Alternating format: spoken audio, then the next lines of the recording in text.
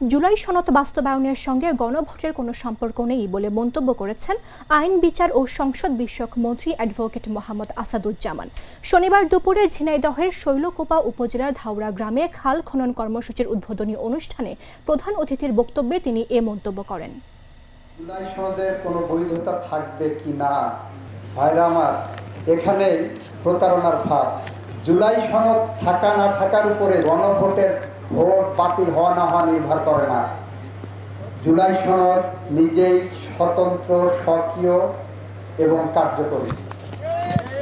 জুলাই সনদ কার্যকর করতে পারবে এই পার্লামেন্ট।